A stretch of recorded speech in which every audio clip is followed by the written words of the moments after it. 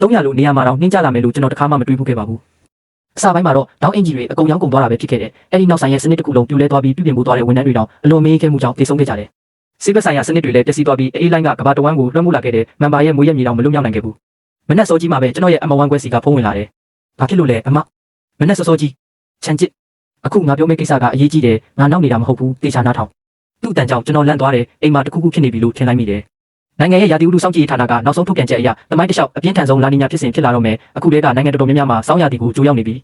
ြီအဲ့ဒီရဲ့ရှေ့ပြေးလက္ခဏာကရာသီဥတုပုံမှန်ထက်ပိုပူနွေးလာတာပဲဒါပေမဲ့အဲ့ဒီနောက်မှာတော့ဝင်ရိုးစောအေးလိုင်းကြီးဝင်လာလိမ့်မယ်ဒါဟာလူသားသမိုင်းတစ်လျှောက်အစောဆုံးစောင်းရာသီဖြစ်လိမ့်မယ်တလားလောက်အတွင်းကဘာတဝမ်းအစားအစာကြီးစားပြက်လက်မှုဖြစ်လာမယ်ရာသီဥတုအရန်အေးသွားပြီးရေခဲကဘာရဲ့နောက်ဆုံးခေတ်ရောက်လာတော့မယ်ကျွန်တော်အောင်းသွားတယ်ဒီနေ့ဧပြီလ1ရက်များလားအမနောက်နေတာလားဒီသတင်းကမင်းဦးလေးရာသီဥတုဌာနမှာအလုပ်လုပ်လို့တိလာတာအချိန်မရှိတော့ဘူးငါတို့ခိုးလို့စရာနေရာနဲ့ရိတ်ခါတွေအစင်တက်လုပ်ပြီးမင်းလည်းအမြန်ပြင်ဆင်တော့ပြီးတော့ဒီသတင်းကိုမင်းဖေနဲ့အမေကိုလည်းပြောလိုက်အဲ့ဒီလောက်ပြောပြီးအမရဲ့အတန်ရုတ်တရက်တိတ်သွားတယ်ဖုန်းလိုင်းကတယောက်ကရည်ရွယ်ချက်ရှိဖြစ်လိုက်တယ်လို့ပဲကျွန်တော်လည်းတိတ်လေးမထားပဲပြန်အိတ်လိုက်တယ်ဒါပေမဲ့နောက်တစ်နေ့အောက်ထပ်ဆင်းပြီးအစားတောက်သွားယူတဲ့အချိန်မှာတော့အပူချိန်ကတကယ်ကိုမူးမမှန်တာကိုသတိထားမိတယ်အခုဆိုနိုဝင်ဘာလတောင်ရောက်နေပြီဒါပေမဲ့နေအောင်ကအရန်ပူနေစေအင်ဂျီအတူပြန်ဝှက်ချင်စိတ်တောင်ဖြစ်လာတယ်ဒီလိုနဲ့တပတ်ကုန်သွားတဲ့အပူချိန်ကရောက်မသွားတဲ့အပြင်ပိုတောင်ပူလာနေတယ်အဲ့ဒီအချိန်မှာအမပြောခဲ့တဲ့စကားတွေကိုပြန်တတိရလာတယ်အမကကျွန်တော်ကိုတခါမှနောက်ဖူးတာမရှိဘူးသူ့ကိုဖုန်းပြန်ဆက်ဖို့ကြိုးစားလိုက်တော့ဒီဖုန်းနံပါတ်မရှိတော့ပါဆိုတဲ့အတန်ပဲထွက်လာတယ်ရုံရင်လည်းမနစ်နာဘူးမယုံလို့မရင်တော့နောက်ကျသွားလိမ့်မယ်အဲ့ဒီလိုတွေးပြီးကျွန်တော်ချက်ချင်းရေးစားဖြစ်တဲ့အာချမ်းကိုဖုန်းဆက်လိုက်တယ်ရှင်းပြဖို့တော့အချိန်မရဘူးသူ့ကိုခေါ်ပြီးကုန်တိုက်တဲ့အမြန်ပြေးဝင်လိုက်တယ်ကျွန်တော်တို့နှစ်ယောက်ဝယ်တာကစောင်းထူတွေအပူကက်ပစ္စည်းတွေအရန်ထူတဲ့တောင်းအင်ဂျီတွေပဲနောက်ဆုံးလူတွေအားလုံးအံ့အားနေတဲ့အကြည့်တွေနဲ့ကြည့်နေချိန်မှာကျွန်တော်တို့လက်နက်ဖက်ပြည့်အထုပ်တွေနဲ့ကုန်တိုက်ကနေထွက်လာခဲ့တယ်အာချမ်းကတော့ကျွန်တော်ကိုယူနေတဲ့လူလူကြည့်နေတယ်ကျွန်တော်10မိနစ်လောက်အချိန်ယူပြီးအကြောင်းဆုံးရှင်းပြလိုက်မှသူကတဝက်ယုံတဝက်မယုံဖြစ်သွားတယ်ဒါပေမဲ့တနေ့လုံးကျွန်တော်နဲ့တူလိုက်ဝယ်ပေးခဲ့တယ်နောက်ဆုံးတော့သူထင်တဲ့မလို့အပ်တဲ့ပစ္စည်းတွေအများကြီးဝယ်ခဲ့တဲ့အပြင်မြေအောက်ခန်းပါတဲ့အင်ဂျီတစ်လုံးကိုပါငှားလိုက်တယ်ကျွန်တော်ကကဘာပြက်စကားတွေအများကြီးကြည့်ဘူးတဲ့လူဒါပေမဲ့ကဘာပြက်ကတကယ်ရောက်လာနိုင်တယ်လို့တွေးမိတဲ့အချိန်မှာတော့စိတ်ထဲမှာမဖော်ပြနိုင်တဲ့စိုးရိမ်ပူပန်မှုတွေဝင်လာတယ်ကျွန်တော်အင်တာနက်ပေါ်မှာမကြသေးခင်ကရာသီဥတုမူမမှန်မှုအကြောင်းရုပ်ပုံဗီဒီယိုနဲ့ post တစ်ခုတင်လိုက်တယ်ကျွန်တော်ရဲ့အမြင်တွေအပြင်လိုအပ်မဲ့ရိတ်ခါစီးရင်ကိုလည်းထည့်ရေးထားတယ်လူတွေကိုသတိပေးခြင်းရုံပဲဒါပေမဲ့ခမန့်တွေထဲမှာတော့စိတ်ယောဂဆေးရုံဒရိုက်တာကိုထည့်လုပ်လိုက်ဆိုတဲ့စာတွေကြီးပဲဒါပေမဲ့ခမန့်တစ်ခုကတော့ကျွန်တော်အာယုံကိုဖန်ဆားသွားတယ်အဲ့ဒီလူကပြင်းထန်ရာသီဥတုကိုအလွန်တိကျစွာခွဲခြမ်းစိတ်ဖြာထားတယ်သူ့နာမည်ကဝေးအာရွေးကျဲသူရေးထားတာကမြေအောက်ခန်းပါတဲ့အိမ်မှာနေတာအကြံကမမှားဘူးဒါပေမဲ့အိမ်တွင်းရောအပြင်ရောလေမျိုးစားအေးတန်ခံပြီးလက်မြင်နဲ့ထပ်အားဖြစ်ရမယ်အနည်းဆုံး300အဆင့်ကို300ရမယ်နေအောင်ကြီး3လျက်စစ်ဆက်ကမရှိမဖြစ်လို့တဲ့ဒါပေမဲ့အနားပတ်လေကိုပြီးလက်မြင်အကာအကွယ်နဲ့ကာရမယ်အပေါ်ဆုံးကိုတော့ vacuum glass 300ရမယ်ဘလို့ပြုပြင်ပြီးအပေါ်ထက်အိမ်တွေကနောက်ဆုံးမှမခံနိုင်ဘူးအကောင်းဆုံးနည်းကတော့မြေအောက်ခန်းမှာနေတာပဲသူပေးတဲ့အကြံတွေကအရန်ကျွမ်းကျင်တဲ့ပုံပေါ်နေတယ်တကယ်ပဲဒါတွေကိုကိုယ်တိုင်ကြုံဘူးတယ်လို့ပဲကျွန်တော်မတိုးဆုပ်တော့ဘူးချက်ချင်းဒေတာမှာအကောင်းဆုံးအိမ်ပြုပြင်ရေးကုမ္ပဏီကိုဆက်သွယ်ပြီးသူ့အစီအစဉ်တိုင်းလုပ်ခိုင်းလိုက်တယ်အဆန်လဲထပ်ပြီးလိုက်ပြီးအဲ့ဒီနေ့ကလေးကအလုပ်ခိုင်းလိုက်တယ်ကျွန်တော်ငှားထားတဲ့အိမ်ကအကျန်းထည်နှီးပါဖြစ်နေလို့တစ်ပတ်အတွင်းအားလုံးပြအောင်လုပ်ရမယ်အဆန်ပေးတာရက်ရောတဲ့အတွက်အလုပ်သမားတွေက6ရက်အတွင်းအကုန်ပြီးစီးသွားတယ်ဒီအချိန်အတွင်းကျွန်တော်နဲ့အာချမ်းလည်းမနာခဲ့ဘူးအပူကက်တွေအားသွင်းလို့ရတဲ့လက်ပူဆက်တွေအများကြီးထပ်ဝယ်တယ်အိမ်တကားမှာလည်းခက်ခက်တက်လိုက်တယ်ပြီးတော့ instant ခောက်ဆွဲလုံး300နဲ့ကိုယ်တိုင်ပူစားလို့ရတဲ့ဟော့ပေါ့အလုံး200မှလိုက်တယ်ကြာရှည်တူလောင်လို့ရတဲ့အစားအစာမှန်သမျှဝယ်လိုက်တယ်အိမ်မှာနေရာမလောက်တော့လို့ဒါရက်လိုက်ရတာမဟုတ်ရင်စူပါမားကတ်တစ်ခုလုံးကိုတောင်ရွှေ့လာခြင်းမိတယ်နောက်ပိုင်းမှာတော့ကိုပါရီဝယ်ထားမှန်းတော့မမှတ်မိတော့ဘူးပစ္စည်းတွေစုံတလောက်ဖြစ်တဲ့အခါအဖေနဲ့အမေကပါခေါ်လာခဲ့တယ်ကဘာပြတ်တော့မယ်လို့တိုက်ရိုက်ပြောရင်သူတို့ယုံမှာမဟုတ်ဘူးဒါကြောင့်ကျွန်တော်နဲ့အာချမ်းလက်ထပ်တော့မယ်ဆိုပြီးအကြောင်းပြပြီးခေါ်လာခဲ့တာအာချမ်းရဲ့မိဘတွေကနိုင်ငံခြားမှာအမြဲအလုပ်လုပ်နေလို့အခုချိန်ပြန်ခေါ်ဖို့မမီတော့ဘူးကဘာပြက်ကကြောက်စရာကောင်းတယ်ကျွန်တော်ကာကွယ်ပေးနိုင်တာကုမိသားစုကိုပဲအပူချိန်စကြတော့မယ်ကျွန်တော်အလုပ်တွေကြားမှာကောင်းမဖော်နိုင်တော့ဘူးတစ်ဖက်မှာရိတ်ခါတွေဆက်ဝယ်ရတယ်တစ်ဖက်မှာလည်းမင်္ဂလာဆောင်အတွက်အလုပ်ရှုပ်နေတယ်လို့ဟန်ဆောင်ရတယ်အိမ်ထဲကအေးတဲ့မခံနိုင်တဲ့ပစ္စည်းမှန်သမျှအကုန်လဲလိုက်တယ် credit card တွေလည်းအများကြီးအကျွေးပြည့်သွားတယ်ဒီရက်ပိုင်းစုထားတဲ့ရိတ်ခါတွေကမြေအောက်ထပ်တစ်ခုလုံးပြည့်သွားတယ်ငှားထားတဲ့အိမ်ကအရန်ကြီးတယ်လို့ထင်ခဲ့ပေမဲ့အခုတော့နေရာတော်မလောက်တယ်လို့ခံစားရတယ်နောက်ဆုံးနေ့ရောက်မှအဖေနဲ့အမေကိုအမှန်တိုင်းပြောပြလိုက်တယ်နာရီဝက်လောက်အချိန်ယူပြီးအရာအလုံးရှင်းပြလိုက်တယ်နားထောင်ပြီးတဲ့နောက်သူတို့နှစ်ယောက်လုံးစကားတခုမှမပြောဘဲတိတ်ဆိတ်နေကြတယ်ခဏကြာတော့အဖေကအပြင်ထက်သွားပြီးလိုတာလေးတွေဝယ်လိုက်အောင်မယ်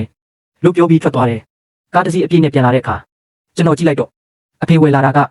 မားကြောက်ဖက်ကက်နဲ့3နိုင်ငံတက်ကိန်းတွေဖြစ်နေတယ်အဲ့ဒီချိန်မှာကျွန်တော်တို့မိသားစုတစ်စုလုံးအလုပ်ရှုပ်နေကြပြီမဲ့လူတိုင်းရဲ့ရင်ထဲမှာတော့နှွေးထွေးမှုတစ်ခုရှိနေတယ်မိသားစုအတူရှိနေတဲ့၍ဘလို့အခက်အခဲမျိုးကိုမှမကြောက်တော့ဘူးဒီလိုနဲ့မနက်9နာရီအထိအလုပ်တွေဆက်လုပ်နေကြတယ်အစပိုင်းမှာတပွင့်စားနှစ်ပွင့်စားကြနေတဲ့နှင်းတွေကနောက်တော့ငန်းမွေးလိုထူတက်တဲ့နှင်းမုန်တိုင်းကြီးဖြစ်သွားတယ်အဖေနဲ့အမေကအသက်50ကျော်လာတာဒီလောက်ကြီးတဲ့နှင်းကိုပထမဆုံးမြင်ဘူးလားပဲလို့ပြောတယ်ကျွန်တော်တို့က3ထပ်အိမ်ရဲ့ကိုခန်းကိုပြန်ဝင်သွားကြတယ်မဖြစ်မနေမဟုတ်သေး၍မြေအောက်ခန်းမှာတော့မနေချင်သေးဘူးမအိတ်ခင်ကောင်းကင်ကိုနောက်ဆုံးတစ်ချက်မော့ကြည့်လိုက်တေ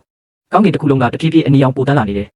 လေးပေးဆက်ဖွင့်ထားလို့အိမ်ထဲမှာနွေးနွေးထွေးထွေးရှိနေတဲ့ Wi-Fi လည်းသုံးလို့ရသေးတဲ့သတင်းမှာတော့နိုင်ငံတော်ဝန်သမိုင်းတစ်လျှောက်အကြီးမားဆုံးနှင်းကျမှုဖြစ်ပွားနေပြီးမလိုအပ်ပဲအပြင်းမထွက်ကြဘူးပြည်သူတွေကိုတိုက်တွန်းထားတဲ့ဒီနှင်းက4ရက်ဆက်တိုက်ကြခဲ့ပေမဲ့ပထမနေ့ကသာအရန်သိခဲ့ပြီးနောက်ရက်တွေမှာတော့တနေ့ထက်တနေ့ညွန်နေလာခဲ့တယ်9ရက်မြောက်နေ့မှာတော့နောက်ဆုံးနှင်းကြတာရက်သွားတယ်ဒီနေ့အပူပေးစနစ်ကအထူးကောင်းမွန်ပြီးကျွန်တော်ငါထားတဲ့အင်ဂျီတဲကအပူချိန် ကို28ဒီဂရီမှာအမြဲထိန်းထားနိုင်တယ်ကျွန်တော်နေတဲ့မြောက်ပိုင်းမြို့မှာတော့အခြေအနေကတိတ်မပြောင်းလဲပေမဲ့နိုင်ငံတော်ဝန်နေရာတော်တော်များများမှာတော့နှင်းမုန်တိုင်းတွေစက်တိုက်ဖြစ်နေတော့ပဲဒီတစ်ချိန်အကြီးစားပုံမှန်မဟုတ်တဲ့နှင်းကြမှုကတမိုင်းမှာတစ်ခါမှမကြုံဘူးတဲ့ဖြစ်စဉ်ဖြစ်ပြီးဗီလာနီညာလို့အမည်ပေးထားကြတဲ့အပြင်ဘက်မှာ14ရက်စက်တိုက်ကောင်းကင်ကနက်မောင်တဲ့အနီရောင်ဖြစ်နေပြီးနေမင်းကိုလည်းလုံးဝမမြင်ရတော့ဘူးအပူချိန်တဖြည်းဖြည်းကျဆင်းလာတာနဲ့အမျှကုန်စည်နှုန်းတွေလည်းအဆမတန်မြစ်တက်လာတဲ့အိမ်ယာပိုင်ရှင်အုပ်စုထဲမှာလည်းလူတိုင်းကဒီနှစ်ဘာလို့ဒီလောက်အေးရတာလဲဆိုပြီးမကြည်မနှက်ပြောနေကြတယ်ဒီလိုနဲ့နောက်ထပ်တစ်ပတ်ထပ်ကုန်သွားတော့အပြင်ဘက်အပူချိန်ရုတ်တရက်ထိုးကျသွားပြီးအိမ်ထဲကအပူချိန်တောင်20ဒီဂရီအထိကျဆင်းသွားတဲ့သတင်းတွေအရ300မြို့ကပင်လယ်တောင်ရေခဲဖြစ်သွားပြီးအချို့အထက်မြင့်အဆောက်အုံတွေရဲ့မှန်တွေတောင်အလွန်မင်းအေးလွန်းတာကြောင့်ကွဲအပ်သွားခဲ့တယ်ဒီနေ့အိမ်ယာတွေကလူတော်တော်များများကားနဲ့ထွက်သွားကြပြီးအပူပေးစနစ်ကအလုံးလုံးနေသေးပေမဲ့သူတို့အိမ်တွေမှာစားစရာတိတ်မကြံတော့ဘူးလို့ထင်ရတယ်အိမ်ယာပိုင်ရှင်အုပ်စုထဲမှာလည်းပိုပြီးစီးကားလာတဲ့ထွက်သွားတဲ့လူတချို့ကသူတို့ခိုးလုံးရေးစခန်းကိုရောက်နေပြီလို့ပြောတယ်ပတ်ဝန်းကျင်ကအရန်ဆိုပြီးနှွေးတော့နှွေးပေမဲ့လူတွေအရန်ကျက်လို့ကုန်တိုက်ကျန်းပြင်ပေါ်မှာပဲအိမ်ရတယ်လို့ဆိုတယ်တချို့ကတော့ဒါကနှင်းကြယုံပဲဆိုပြီးအိမ်မှာပဲဆက်နေကြတယ်ဒါပေမဲ့အိမ်ယာအုပ်စုထဲက message တစ်ခုကကျွန်တော်အာယုံကိုဖန်ဆသွားတယ်ဘသူစီမှာအဖျားကျဆေးရှိလဲကျွန်တော်ကလေးအဖျားတက်နေတယ်ကူညီပေးကြပါဦးအဲ့ဒီစာကိုထပ်ပြီးလွန်ခဲ့တဲ့ရက်ပိုင်းက channel မှာနှင်းပစ်ကစားနေတဲ့ကလေးတွေကိုတတိယမိတယ်အဲ့ဒီကလေးတွေကတယောက်ဖြစ်နိုင်တယ်လို့တွေးမိပြီးစိတ်မကောင်းဖြစ်သွားတယ်ဒါနဲ့အဲ့ဒီအိမ်ရှင်ကိုတီးတန့်စာပို့ပြီးအခန်းနံပါတ်မေးလိုက်တယ်ပြီးတော့ကျွန်တော်နဲ့အာချမ်းကဆေးနဲ့စားစရာတချို့သွားပို့ပေးလိုက်တယ်တကားဖွင့်လာတာကလင်းမယားနှစ်ယောက်သူတို့ကကျွန်တော်လက်ထဲကပစ္စည်းတွေကိုယူလိုက်ပြီးကျေးဇူးတင်စကားတခွန်းတော့မပြောဘဲတကားကိုချက်ချင်းပိတ်သွားတယ်ကျွန်တော်နဲ့အာချမ်းနှစ်ယောက်စလုံးအံ့ဩသွားပေမဲ့တယောက်လက်တယောက်ပြုံးကြည့်လိုက်ရုံပဲတက်နိုင်ခဲ့တယ်နောက်ပိုင်းမှာတော့အဲ့ဒီကလေးဖျားကျသွားပြီးအိမ်ရှင်ကကျွန်တော်ကိုကျေးဇူးတင်ကြောင်းစာပို့လာတယ်ဒါအပြင်ကျွန်တော်တို့စီမှာစားစရာကြံသေးလားနည်းနည်းခွဲပေးနိုင်မလားလို့လည်းအားနာတယ်လို့မေးလာတယ်ကျွန်တော်ကတော့ရင်ရင်ကြီးကြီးနဲ့ကျွန်တော်တို့အိမ်မှာလည်းတိတ်မကြံတော့ဘူးအမြန်သွားပြီးလိုအပ်တာတွေထပ်စုထားလိုက်ပါလို့ပြန်ဖြေလိုက်တယ်သူတို့ဘက်ကတော့ထပ်ပြီးစာမပို့တော့ဘူးဒါပေမဲ့အဲ့ဒီအချိန်မှာကျွန်တော်ရုတ်တရက်အတွေ့တစ်ခုဝင်လာတယ်ငါဒီလိုကူညီလိုက်တာမှားသွားပြီလားကဘာပြက်ကက်လို့ချိန်နေမျိုးမှာကိုစီမှာရိတ်ခါရှိတာကိုလူတိသွားရင်ငါတို့မိသားစုအတွက်အန္တရာယ်ဖြစ်လာနိုင်မလားအာချမ်းရဲ့မျက်နှာကလည်းလေးနဲ့သွားတယ်နောက်တစ်ခါဘသူပဲအကူအညီတောင်းညင်းလိုက်တော့ငါတို့မိသားစုကိုထပ်ပြီးအန္တရာယ်မကြောက်ရောက်စေနဲ့ရက်အနေငယ်ကြာတော့ကကျွန်တော်တို့မိသားစုအားလုံးရေရေမောမောနဲ့အတူရှိနေခဲ့ကြပေမဲ့အခုတော့နေတိုင်းဒေသအသီးသီးကအပူချိန်ကျဆင်းမှုသတင်းတွေကိုပဲအမြဲစောင့်ကြည့်နေရတယ်တလအတွင်းအပြင်ဘက်အပူချိန်ကအနှုတ်40ဒီဂရီစင်တီဂရိတ်ထိကျဆင်းသွားခဲ့တယ်ဒီအပူချိန်ကဘယ်လောက်ကြောက်စရာကောင်းလဲဆိုရင်အပြင်မှာနာရီနေငယ်လောက်သာနေနေရင်တောင်အေးခဲပြီးကိုမထိန်နိုင်တော့တဲ့အထိဖြစ်သွားနိုင်တယ်အခုဆိုရင်အင်ကြီးရဲ့တတိယထပ်အိတ်ခမ်းမှာနေလို့မရတော့ဘူး10မိနစ်လောက်ပဲနေရင်တောင်ချမ်းလွန်းလို့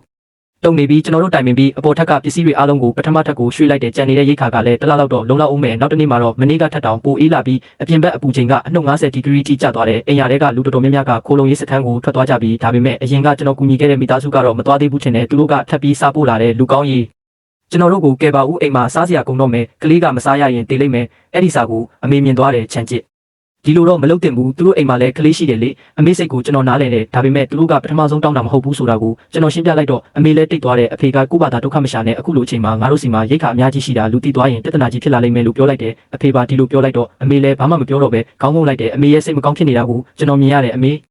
အခုအပြင်ကအရန်အေးတယ်ကျွန်တော်လည်းမထွက်ချင်ဘူးဒါပေမဲ့အမှန်တိုင်းပြောရရင်အပြင်မှာစားစရာတော့ဝယ်လို့ရသေးတယ်သွားဝယ်ချင်တဲ့သူရှိမရှိပဲကွာတာပါဒီလိုနဲ့ကျွန်တော်တို့အိမ်ထဲမှာနောက်ထပ်ရက်ပေါင်း15ရက်ကျော်လောက်နေခဲ့ကြတယ်အဲ့ဒီမိသားစုလည်းနောက်ထပ်စာမပို့တော့ဘူးခိုးလုံရေးစခန်းကိုရောက်သွားပြီလားဒါမှမဟုတ်မတောင့်ခံနိုင်တော့လို့တခုခုဖြစ်သွားပြီလားတော့မသိဘူးကျွန်တော်လည်းဒီကိစ္စကိုတဖြည်းဖြည်းမေ့သွားတယ်အဲ့ဒီအချိန်မှာအပြင်ဘက်အပူချိန်ကအနှုတ်60ဒီဂရီအထိရောက်နေပြအိမ်ယာအုပ်စုထဲမှာနေတိုင်းအကူအညီတောင်းတဲ့စာတွေပဲတက်လာတယ်နောက်ပိုင်းမှာတော့ပတ်စံရှိရင်တောင်စားစရာဝယ်မရတော့ဘူးကျွန်တော်နားထားတဲ့အိမ်ကချမ်းသာတဲ့ရက်ွက်ထဲမှာဆိုတော့တချို့ကစံတအိတ်အတွက်ကားတစ်စီးနဲ့တောင်လဲချင်ကြတယ်ဒါပေမဲ့ဘယ်သူမှစိတ်မဝင်စားကြတော့ဘူးအဲ့ဒီအချိန်မှာကျွန်တော်တို့စုထားတဲ့ရိတ်ခါကလည်းနောက်ထပ်15ရက်စာပဲကျန်တော့တယ်အဲ့ဒီနောက်မှာတော့မြေအောက်ခန်းကိုမဖြစ်မနေပြောင်းရတော့မယ်အပေါ်ထပ်မှာလေးပေးဆက်ဖွင့်ထားတာတောင်အခန်းပူချိန်က16ဒီဂရီပဲရှိတော့တယ်အပူပေးစနစ်ကလည်းတဖြည်းဖြည်းအားနည်းလာတဲ့အိမ်တိုင်းလိုစားစရာပြက်လက်မှုနဲ့ကြုံလာကြတယ်နောက်ဆုံးတော့အိမ်ယာတွေကလူတွေပါခိုးလုံရေးစခန်းကိုတွားဖို့ပြင်ဆင်လာကြတယ်ဒါပေမဲ့မကြခင်မှာ message တစ်ခုတက်လာတယ်ခိုးလုံရေးစခန်းတကားပိတ်သွားပြီးအိမ်ယာတွေကလူတစ်ယောက်ကတောက်ခတ်ထားတဲ့ကုန်တိုက်ပုံကိုတင်လိုက်တယ်ဘာဖြစ်တာလဲမြို့တစ်မြို့လုံးပတ်ရှာပြီးဘယ်ခိုးလုံရေးစခန်းမှမဖွင့်တော့ဘူးစီတောင်ကုန်တော့မယ်နောက်တစ်ယောက်ကအတန်ဖိုင်ပို့ပြီးဒေါသတကြီးဆဲဆိုနေတယ်ကျွန်တော်ဖွင့်ကြည့်လိုက်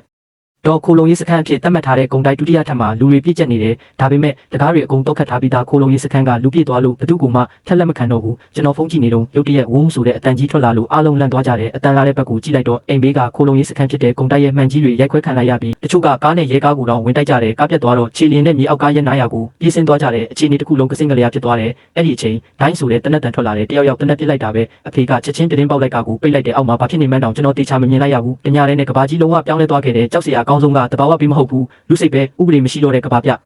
က်ကက်ထဲမှာလူတွေဘလောက်အထိယူသွနိုင်မလဲဆိုတာစဉ်းစားတော့မကြည့်ရတော့ဘူးအဲ့ဒီအချိန်မှာအမေကအိမ်ယာအုပ်စုတွေကစာတွေကိုမြန်မြန်ကြည့်လိုက်လို့ပြောလာတယ်ကျွန်တော်ဖုန်းကိုဖွင့်ကြည့်လိုက်တော့ဒီအိမ်မှာရိတ်ခါတွေအများကြီးရှိတယ်အရင်တုန်းကကျွန်တော်တို့သွားတောင်းတော့တခုမှမပေးဘူးအခုလိုချိန်မှာတော့အားလုံးစီလုံးပြီးသူတို့အိမ်ကရိတ်ခါတွေကိုသွားယူကြရအောင်ဒီလိုတကူကောင်းဆန်တဲ့လူတွေဘာလို့ကောင်းကောင်းမွန်မွန်အသက်ရှင်နေရတာလဲဆိုတဲ့စာကိုတွေ့လိုက်ရတယ်အဲ့ဒီစာရေးထားတာကအရင်တုန်းကကျွန်တော်ကူညီခဲ့တဲ့မိသားစု3ယောက်ပဲကျွန်တော်ရင်ထဲမှာအေးဆက်သွားတယ်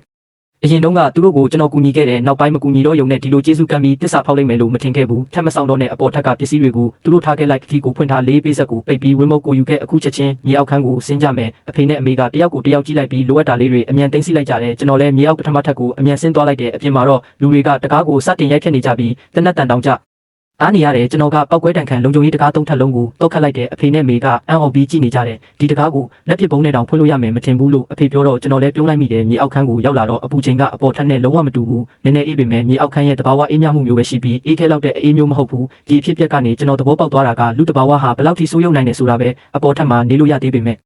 အခုတော့လုံးဝမဖြစ်နိုင်တော့ဘူးမြေအောက်ပထမထပ်နဲ့ဒုတိယထပ်ကိုရိတ်ခါတူလောင်ဖို့တုံးထားပြီးတတိယထပ်ကသာကျွန်တော်တို့နေထိုင်ဖို့ပြင်ဆင်ထားတာမြေအောက်တတိယထပ်ကိုရောက်တော့အခန်း6ခန်းရှိတယ်၄ခန်းကရိတ်ခါတူလောင်ခန်းကျန်တဲ့ခန်းကအိတ်ခန်းတစ်ခုလုံးလည်းပစ္စည်းတွေနဲ့ပြည့်နေပြီးမိဖို့ချောင်းမတော်ချက်ပြုတ်ဖို့နေရာချန်ထားပြီးကျန်တဲ့နေရာတွေမှာစံကြုံမုံနဲ့စားစရာတွေအပြည့်တူလောင်ထားတယ်မြေအောက်တတိယထပ်ကတကယ်ကိုအနွေးဆုံးနေရာပဲကျွန်တော်ကြိုတင်လုပ်ထားတဲ့ကာကွယ်ရေးစီစဉ်တွေနဲ့ပေါင်းလိုက်တော့ဒီနေရာကစောင်းရသည်မဟုတ်ပဲစောင်းဦးရသည်လို့တက်တောင့်တက်တာဖြစ်နေတယ်ဒီနေ့တော့ခောက်ဆွဲ6ပဲစားရတော့မယ်လက်ဆက်တဲ့ဟင်းဒီဟင်းရွက်နဲ့အသီးနှံတွေကအပေါ်ထပ်မှာကြံခဲ့ပြီးခကြီးကိုဖွင့်ကြည့်လိုက်တော့အင်းရှိတကားဖြစ်စီးခံထားရပြီးအပေါ်ထပ်မှာလူတွေပြည့်နေတယ်တချို့ကတူကင်ထားတယ်တချို့ကပစိန်ကင်ထားတယ်သူတို့ကအပေါ်ထပ်မှာကြံနေတဲ့ရိတ်ခါတွေကိုလူရက်ပြီးအချင်းချင်းရန်ဖြစ်နေကြတယ်ကျွန်တော်ကိုတစ္ဆာဖောက်ခဲ့တဲ့မိသားစုလည်းအဲ့ဒီထဲမှာပါနေတယ်သူတို့ရဲ့ကလေးလဲလိုက်လာပြီးအဖေဝယ်ထားတဲ့ဟင်းဒီဟင်းရွက်တွေကိုအင်ဂျီထဲခိုးထည့်နေတယ်ကျွန်တော်တို့အတွက်တော့အဲ့ဒီရိတ်ခါတွေမလိုအပ်တော့ပေမဲ့ဒီမြင်ကွင်းကိုကြည့်ရတာဒေါသထွက်စရာကောင်းတယ်အဲ့ဒီအမျိုးသမီးကဒီရိတ်ခါတွေကိုယူလာဖို့ငါပဲလူတိုင်းကိုအကြောင်းကြားခဲ့တာဒါကြောင့်ငါတို့မိသားစုက40ရာခိုင်နှုန်းယူမဲ့ကျန်တဲ့60ရာခိုင်နှုန်းကိုမင်းတို့ဘာသာခွဲယူချက်လို့အော်ပြောတယ်သူကရိတ်ခါတွေကိုတဲဖို့လုပ်နေတော့ကိုလုံးကြီးကြီးလူတယောက်ကတွန်းလဲလိုက်တယ်ဟေ့မိမငါမသိဘူးများထင်နေလားအဲ့ဒီကောင်လေးမိသားစုကမင်းတို့ကိုစေးနဲ့စားစရာလာပို့ပေးခဲ့တာမင်းကတော့သူတို့ကိုပြန်သစ္စာဖောက်တယ်ဒီရိတ်ခါတွေကိုငါတို့တွေ့တာမင်းမရှိလဲငါတို့ရှာတွေ့မှာပဲကျေးဇူးမသိတဲ့လူအဲ့ဒီမိမကအော်ဟင့်ကိုကြွေးပေမဲ့သူတို့မိသားစုကလူအုပ်ကိုမရှင်နိုင်ဘူးမကြခင်ပဲသူတို့3ယောက်လုံးရိုက်နှက်ခံရပြီးမျက်နှာတွေဖူးယောင်သွားတဲ့ရိတ်ခါတကူမှလည်းမရပဲအချက်တကွဲနဲ့ထွက်ပြေးသွားရတယ်ကိုပြင်းနဲ့ကိုပဲလို့ကျွန်တော်ခတိကိုကြည့်ရင်အေးအေးဆေးဆေးပြုံးလိုက်မိတယ်ဒါပေမဲ့အဲ့ဒီအချိန်မှာတယောက်ကဒီမှာတကားတစ်ချက်ရှိတယ်လို့អော်လိုက်တာကြားလိုက်ရတယ်သူတို့ကကျွန်တော်တို့မြေအောက်ခန်းဝင်ပေါက်ကိုတွေ့သွားပြီးကျွန်တော်စိတ်ထဲမှာမကောင်းတော့ဘူးလို့တွေးလိုက်မိတယ်သူတို့ကပစိန်နဲ့ခုတ်တယ်တူနဲ့ထုတယ်ဒါပေမဲ့တကားကလုံးဝမလုပ်ဘူးကျွန်တော်ကသူတို့လက်လျှော့သွားလိမ့်မယ်လို့ထင်ခဲ့တယ်ဒါပေမဲ့ကဘာပြက်ကတ်အောက်မှာအသက်ရှင်ခြင်းတဲ့လူတွေရဲ့စိတ်ဆန္ဒကိုတော့ကျွန်တော်ရှော့တွက်ထားခဲ့မိတယ်